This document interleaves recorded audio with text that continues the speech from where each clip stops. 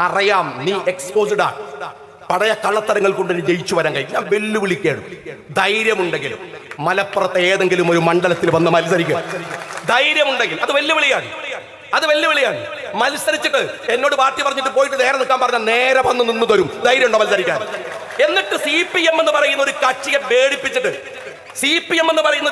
പേടിപ്പിച്ചിട്ട് രാജ്യസഭാ സീറ്റും ഒപ്പിച്ചെടുത്തിട്ട് പിറ്റേ ദിവസം പത്രക്കാരോട് പറയാൻ കൂളായിട്ട്. ഒരു മനുഷ്യന്റെ നിലവാര തകർച്ചകൾ ആലോചിക്കണം. പത്രക്കാരെ ചോദിച്ചു എന്തോ പറയുന്നു പറഞ്ഞല്ലോ. അത് ഞാനൊരു ട്രിക്ക് എടുത്തതാണ്. വെറും ട്രിക്കാണ്. ഈ ചങ്ങായിന്റെ ജീവിതം മുഴുവൻ ട്രിക്ക് കൊണ്ട് ജീവിക്കണം. അപ്പൊ പിന്നെ ട്രിക്കല്ലേ എടുക്കാൻ പറ്റൂ. എനിക്ക് CPM-കാരോടാണ് വലിയ നിസ്സഹായത തോന്നുന്നത്. നിങ്ങളുടെ നിസ്സഹായതയിലാണ് എനിക്ക് സങ്കടം തോന്നുന്നത്. നിങ്ങൾ മനസ്സിലാക്കണം. നിങ്ങളെ ഇത് ചൊറിയണം. എന്താ പറയുക? നിങ്ങൾ EMS സ്വർഗത്തിൽ പോകും. ആയിക്കോട്ടെ, പോയിക്കോട്ടെ, എന്താ കുഴപ്പം? AKG സ്വർഗത്തിൽ പോകും, നല്ല കാര്യം. ഗാന്ധിജി സ്വർഗത്ത് പോകും, ഞങ്ങൾക്ക് പെരുത്ത് സന്തോഷം. പക്ഷെ ഞങ്ങൾ പോകുന്നുള്ള കാര്യത്തിൽ ഞങ്ങൾക്ക് ഉറപ്പില്ലാത്തോണ്ടാ പറയാത്തത്. ഉറപ്പില്ലല്ലോ. മനുഷ്യൻ സ്വർഗം തേടിയുള്ള യാത്രയിൽ നമ്മളെ തന്നെ കറക്റ്റ് ചെയ്യുന്നുണ്ട്. അതാ ഇസ്ലാമിന്റെ ഒരു സ്വർഗത്തിലേക്കുള്ള യാത്രയിലെ മനുഷ്യന്റെ പ്രത്യേകത. അവസാന ഘട്ടത്തിൽ പോലും നമുക്കൊരു ഷഫാഅത്ത് കിട്ടാൻ, നമ്മളിൽ നിന്നൊരു നന്മയുണ്ടാവാൻ നമ്മൾ പ്രാർത്ഥിച്ചുകൊണ്ടേ ഇരിക്കുകയാണ്. ജീവിതത്തിൽ തെറ്റുകൾ ചെയ്യുമ്പോൾ നമ്മൾ ഓർക്കുന്നത് അല്ലാഹുവിനെയാണ്. സ്വർഗം എനിക്ക് പോയി പോകുമോ എന്ന ഭയമാണ്, അത് കിട്ടാതെ വരുമോ എന്ന ആശങ്കയാണ്. നമ്മൾക്ക് ഉറപ്പില്ലാത്തത് കൊണ്ട്, എന്റെ സ്വർഗത്തെ കുറിച്ച് എനിക്ക് ഉറപ്പില്ലാത്തത് കൊണ്ട് ഞാൻ ഗാന്ധിജിക്ക് സ്വർഗം എങ്ങനെ വാഗ്ദാനം ചെയ്യും? ഞാൻ എങ്ങനെ EMS ചെയ്യും?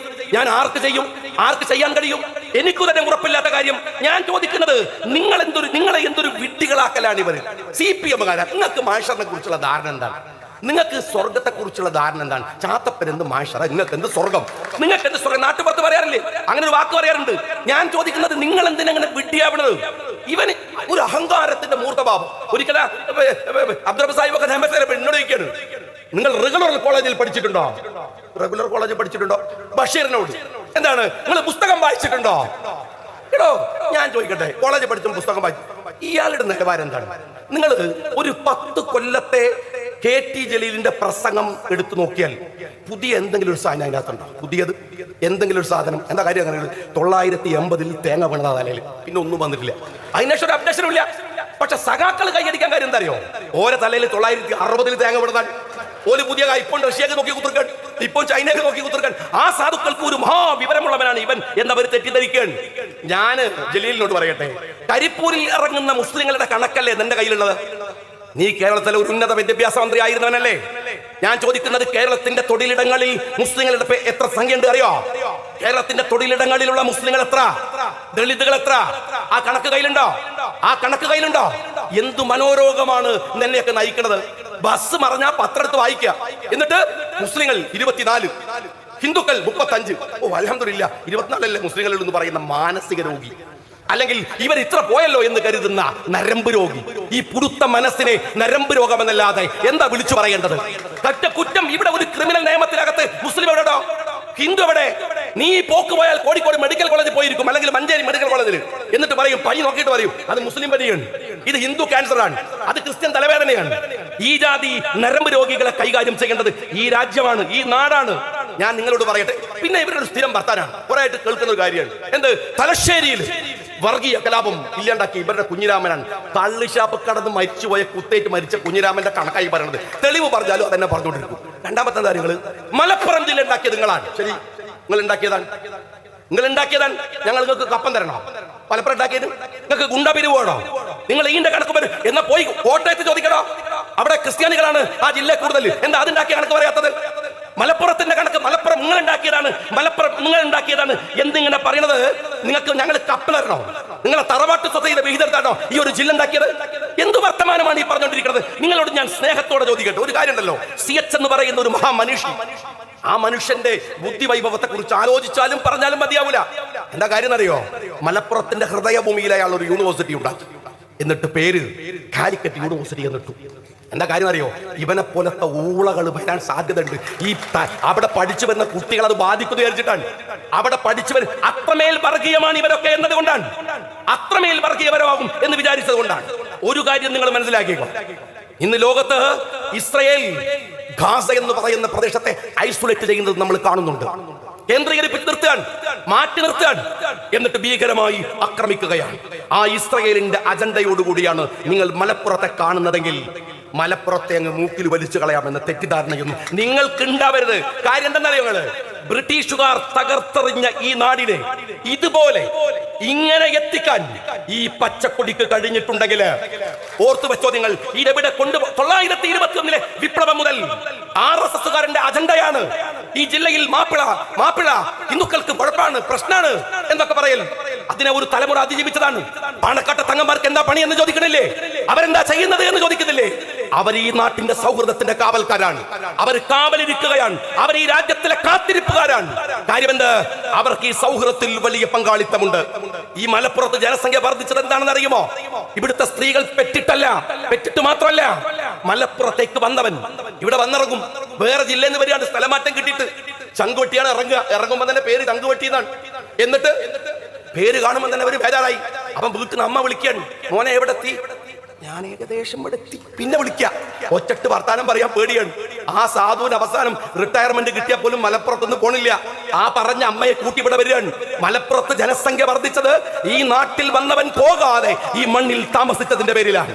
ആ കാര്യത്തില് ഞാൻ ഒരൊറ്റ കാര്യം ചോദിക്കട്ടെ. ഈ മലപ്പുറത്തിന്റെ വളർച്ചയിൽ ഈ പറയുന്ന ഊളക്ക് കേരളത്തിലെ ഉന്നത വിദ്യാഭ്യാസ മന്ത്രിയായിരുന്നിട്ടും ഒരു ഉറുപ്പികയുടെ ആനുകൂല്യം അല്ലെങ്കിൽ നന്മ ചെയ്തിട്ടുണ്ടോ? ഇല്ല. എന്നാൽ മലപ്പുറം ജില്ലാ പഞ്ചായത്ത് ഉണ്ടാക്കിയ വൃക്കരോഗികൾക്കുള്ള കാരുണ്യത്തിന്റെ നിറവിനെ തകർത്തു കളഞ്ഞടിവരാണ്. അറിയാങ്ങള് തകർത്തു കളഞ്ഞടിവരാണ്.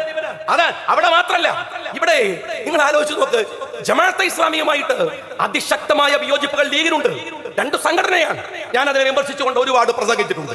ഞാൻ പ്രസംഗിക്കുന്നത് ജമാഅത്തിന്റെ ആനുകൂല്യങ്ങളൊക്കെ പറ്റിയതിനു ശേഷമല്ല, അവരുടെ കോളേജിൽ പഠിക്കുമ്പോൾ അവർക്കെതിരെ അതവർക്കറിയാം. എത്രയോ എഴുതിയിട്ടുണ്ട്, എത്രയോ വിയോജിപ്പുകൾ ഇപ്പോഴും നിൽക്കുന്നുണ്ട്. പക്ഷേ അവരുമായി സൗഹൃദങ്ങളുണ്ട്, രാഷ്ട്രീയമായ സൗഹൃദങ്ങളുണ്ട്. അവരുടെ കൂടെ അവരുമായി സംവാദങ്ങളുണ്ട് എന്ന് വെച്ച് അവരുടെ എതിർപ്പ് അവസാനിച്ചോ? അവരുമായി ഏതെങ്കിലും തരത്തിലുള്ള രാഷ്ട്രീയ ബന്ധങ്ങൾ ഉണ്ടാക്കിയോ? കൊടുക്കൽ വാങ്ങലുകൾ ഉണ്ടാക്കിയോ? രാഷ്ട്രീയ സൗഹൃദങ്ങൾ.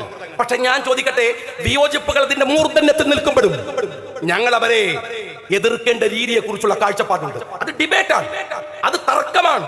അല്ലാതെ മീഡിയ ബണ്ട് നിരോധിക്കണമെന്ന് കേന്ദ്ര BJP-കാരന് കത്തെഴുതുന്ന വിഷത്തിന്റെ പണി KT ജലീൽ അല്ലാതെ ഇവിടുത്തെ ഒരു മനുഷ്യൻ ചെയ്യില്ല. നിങ്ങൾ ഓർത്തു നോക്കണം. ജമാഅത്തെ ഇസ്ലാമിയുടെ ആനുകൂല്യങ്ങളിൽ വളർന്നു വന്ന് ആനുകൂല്യം പറ്റിയവനല്ല ഞങ്ങളൊന്നും, അത് വാങ്ങിയവരല്ല ഞങ്ങളൊന്നും. അതിൽ വളർന്നു വന്നിട്ട് എന്നിട്ട് ആ മീഡിയ വൺ അവർക്കെതിരെ വസ്തുതാപരമായി എന്തോ എഴുതിയപ്പോ അത് നിരോധിക്കണമെന്ന് പറഞ്ഞ് കേന്ദ്രത്തിന് കത്തെഴുതുക. എന്തൊരു അശ്ലീലമാണിത്! എന്ന് മാത്രം മോശപ്പെട്ട കൂതറ ഏർപ്പാടാണെന്ന് ഇയാളൊന്ന് മനസ്സിലാക്കുന്നത് നല്ലതാണ്. ഇതാ പലരും പറഞ്ഞു, ഇതാ ഇവിടെ ഒരു ചർച്ചുണ്ട്. ഞാൻ പറയാണ്, ഈ ചർച്ച് വന്നതിന്റെ ചരിത്രം പറഞ്ഞു. ആ ചർച്ച് ഡോക്ടർ അബൂബക്കർ ഇവിടെ ചെയർമാൻ ആയിരിക്കുമ്പോഴാണ് അവിടെ ഒരു മുനിസിപ്പൽ പ്രൊജക്ട് കൊണ്ടുവരാൻ ശ്രമിച്ചതാണ്. അവർ പ്രക്ഷോഭത്തിന് ഇരിക്കുമെന്ന് പറഞ്ഞു. ഞങ്ങൾക്ക് പള്ളി ഉണ്ടാക്കണം. നേരെ പോയത് പൂക്കോയ തങ്ങളുടെ അടുത്താണ്. പൂക്കോയ തങ്ങൾ പറഞ്ഞു, അന്ന് അബൂബക്കറിനെ വിളിച്ചിട്ട് അബൂബക്കർ സാഹിബിനെ വിളിച്ച്, അല്ല അവിടെ പള്ളി വരണം. ഇതൊരു ആനുകൂല്യമല്ല, ഒരു സൂക്ഷ്മതയാണ്. പാണക്കാട്ടെ കുടുംബം കാണിക്കുന്ന സൂക്ഷ്മതയാണ്. ലീഗ് രാഷ്ട്രീയം മലപ്പുറത്ത് കാണിക്കുന്ന സൂക്ഷ്മതയാണ്.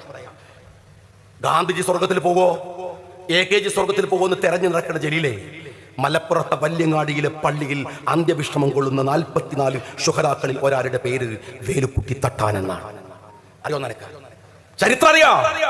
മലപ്പുറത്തെ പള്ളിയില് അന്ത്യവിശ്രമം കൊള്ളുന്ന 44 ശുഹദാക്കളിൽ ആ പള്ളി തകർക്കാൻ വന്നവരെ പ്രതിരോധിച്ചു മരിച്ചുപോയ 44 ശുഹദാക്കളിൽ വേലുക്കുട്ടി തട്ടാനുണ്ട്.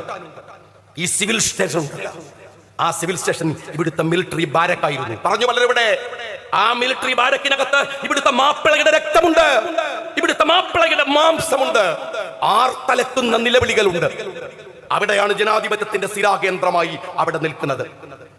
ഈ മലപ്പുറത്തെ തകർക്കാൻ നിങ്ങളുടെ ADGP ഒന്നും മതിയാവില്ല, മുഖ്യമന്ത്രി വിചാരിച്ചാലും കഴിയില്ല. കാരണം 21 നിന്ന് ഉയരെടുത്തു വന്ന ഒരു പ്രയാണമുണ്ട്, ഒരു ത്യാഗം. ഞാൻ ഒറ്റ കാര്യം പറയട്ടെ നിങ്ങളോട്, ഈ മലപ്പുറത്തിന്റെ തെളിനീരില് വിഷം കലർത്താൻ ബ്രിട്ടീഷുകാർ ശ്രമിച്ചിട്ടുണ്ട്, RSSകാർ ശ്രമിച്ചിട്ടുണ്ട്, പലരും ശ്രമിച്ചിട്ടുണ്ട്. ഉഗ്രവിഷമുള്ള രാജവെമ്പാല പിണറായി വിജയൻ ശ്രമിച്ചിട്ടുണ്ട്. എന്നിട്ട് നടന്നിട്ടില്ല. എന്നിട്ടാണ് വളാഞ്ചേരിയിലെ ഈ നീർക്കോലി വന്നിട്ട് വിഷം കലർത്താമെന്ന് വിചാരിക്കുന്നത്. രാജവെമ്പാലമാരുടെ വിഷത്തെ അമൃതാക്കി മാറ്റാൻ കഴിവുള്ള നേതൃത്വം ഇതാ ഇവിടെ ഇന്ത്യൻ യൂണിയൻ മുസ്ലിം ലീഗ് പാർട്ടിക്കുണ്ട്.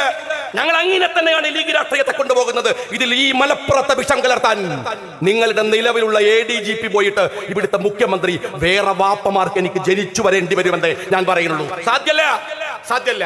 ഞങ്ങൾ ഇനിയും ചെറുനാരങ്ങ കലക്കി കൊടുക്കും, ഇനിയും കലക്കി കൊടുക്കും. ദാഹിക്കുന്നവന് ഞങ്ങൾ ഇനിയും ചെറുനാരങ്ങ കലക്കി കൊടുക്കും. അവന്റെ ദാഹത്തെ ആക്രമിക്കുന്ന രീതി ഞങ്ങൾക്കില്ല. ഞങ്ങള് നാരങ്ങ കലക്കി കൊടുക്കും. ഞങ്ങൾ പൂരം കലക്കൂല. മനസ്സിലായില്ലേ? പൂരം കലക്കി ഒരുത്തനെയും വിടുകയില്ല. അഭിവാദ്യങ്ങൾ ചെയ്യാൻ.